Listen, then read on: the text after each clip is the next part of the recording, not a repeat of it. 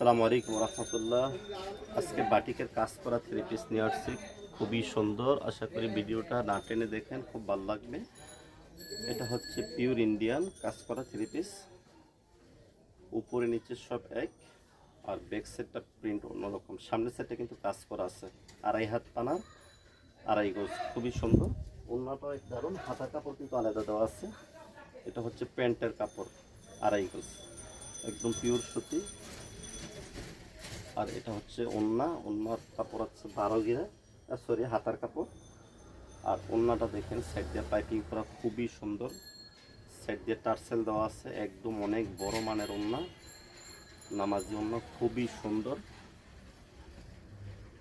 একদম ফাইনালি পাসাত, অনেক বড়, খুবই সুন্দর। কালার রং কস গ্যারান্টি একবারে।